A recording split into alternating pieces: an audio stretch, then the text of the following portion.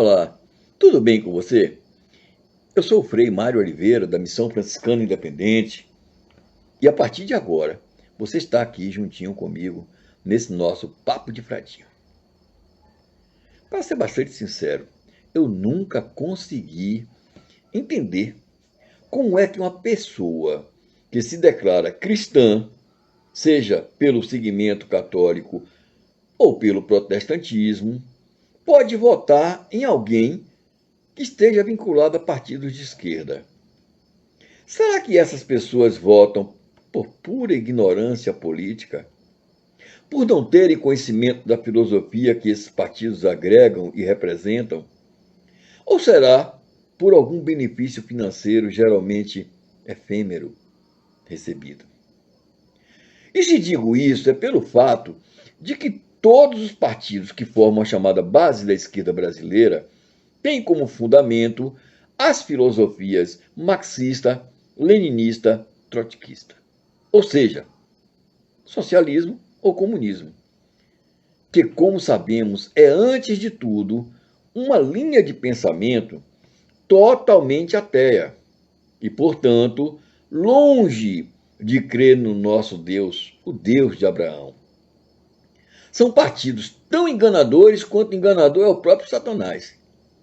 E podemos ver isso no exemplo do exercício da mentira, quando a cada novo período eleitoral vemos candidatos declaradamente comunistas ou socialistas surgirem contridos, orantes, dentro das igrejas, dos templos, a participarem de missas, de cultos, abraçando padres, abraçando pastores, como se fossem os mais fervorosos dos cristãos.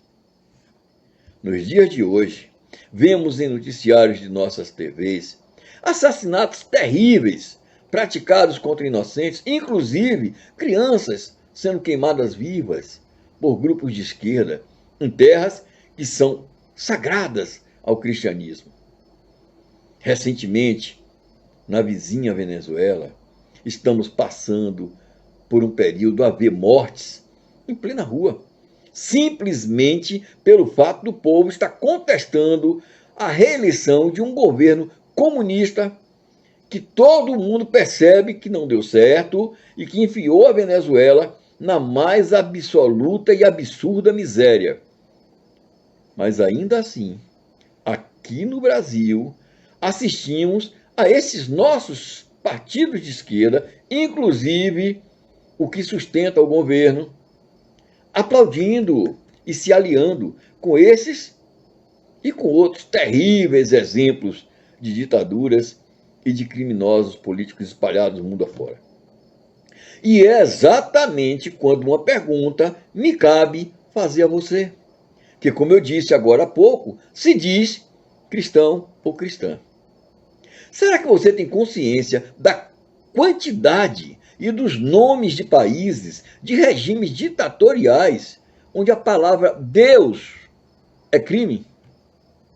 Será que você que se diz cristão ou cristã tem consciência de que em quase todos esses países ditatoriais, o simples fato de você ser pego lendo uma Bíblia pode representar severas punições, como ser abusado sexualmente, ser preso, ser torturado e até assassinado?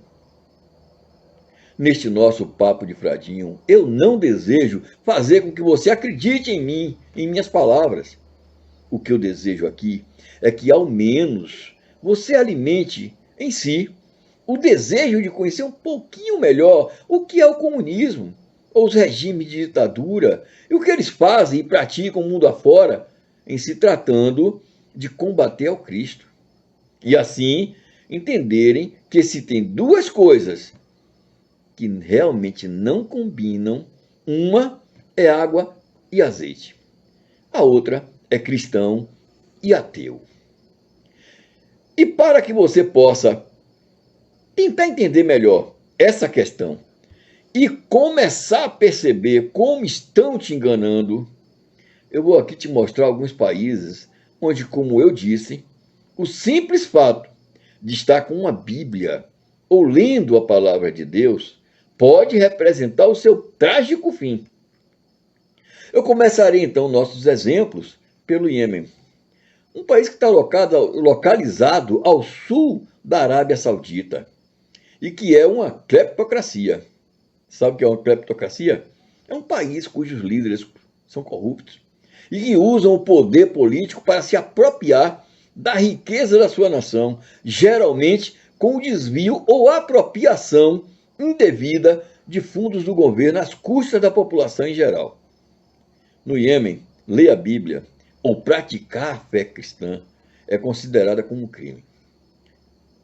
Somália. A Somália, que forma ali o que é conhecido como o chifre da África, é considerado como um dos países mais corruptos do mundo, empatando em corrupção com a Coreia do Norte. Na Somália, a perseguição é tanta e é realizada de tal forma pelo governo contra os seguidores da religião local. E lá, caso você seja encontrado a ler uma Bíblia, poderá sofrer muito, inclusive sofrendo abusos sexuais, e isso quando não te prenderem ou não te matarem. Líbia. A Líbia é outro país localizado dentro do continente africano e que faz fronteira com o Egito. Assim como na Somália, as perseguições aos cristãos são praticadas pelo governo e também por outros grupos religiosos. E as punições são bastante severas no caso de alguém ser encontrado lendo uma Bíblia, podendo também ser preso, torturado e até mesmo assassinado. Vejam, vão percebendo as coincidências das punições dentro dos países de regimes totalitários. Né? Coreia do Norte. Este é um país que, pelo menos em se tratando dele, não é nenhuma surpresa se saber que justamente é um dos países que mais persegue cristãos. Na Coreia do Norte, se uma pessoa é encontrada com uma Bíblia, isso pode ser motivo para ela ser levada para um campo de concentração. Você se lembra dos campos de concentração que haviam na Segunda Guerra Mundial, criado pelos nazistas contra os judeus? Pois é, eles existem ainda na Coreia do Norte. E é para onde são levados os cristãos. E neles, a pessoa é obrigada, então, a realizar trabalhos forçados, sob um estado total de muita tortura e muita humilhação. Afeganistão. Este, com certeza, é o pior país do mundo para a fé cristã.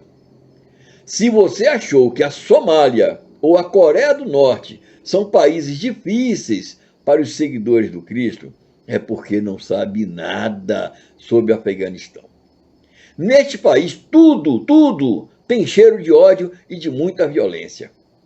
É um país que já foi denunciado muitas vezes pela Anistia Internacional por cometerem crimes de tortura e morte contra diversas pessoas e até contra jornalistas, além da prática constante de abusos sexuais contra crianças e adolescentes que eles chamam de bacabás, e que consiste na venda dessas crianças e adolescentes para homens ricos, a fim de serem usadas como escravas sexuais. No Afeganistão, é simplesmente impossível se praticar a fé cristã.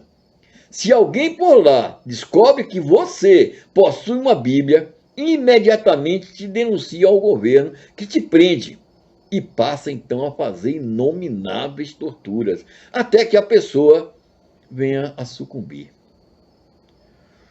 E de volta ao nosso continente, veremos que mesmo por aqui temos lugares onde a perseguição aos cristãos chega a ser algo assustador e terrível.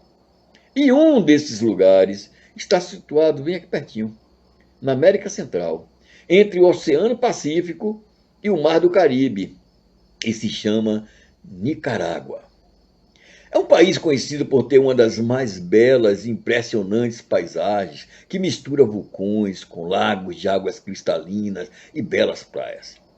Contudo, por lá também encontramos um ditador no comando do país que é declaradamente contra a fé cristã, prendendo e torturando qualquer seguidor do cristianismo, e nem mesmo padres ou freiras escapam desse sanguinário que proibiu qualquer manifestação religiosa no país, como cultos, missas, procissões, e até mesmo determinou o fechamento de emissoras de rádios cristãs.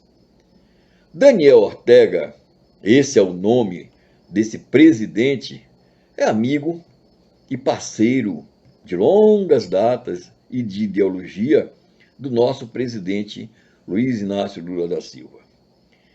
O que nos sinaliza o quanto o cristianismo aqui no Brasil corre grave risco de um dia ter o destino tão triste ou tão igual a Nicarágua. Portanto, se você realmente é um cristão, seja católico ou evangélico, pense. Mas pense muito bem no que poderá ocorrer um dia caso você continue a acreditar que tais coisas só acontecem com outros países e não por aqui. Agora que ao menos você conheceu uma pequena parte de países que condenam Deus ou seus filhos, espero que você possa finalmente entender o imenso perigo que representa durante as eleições você votar em pessoas ligadas a partidos socialistas ou comunistas.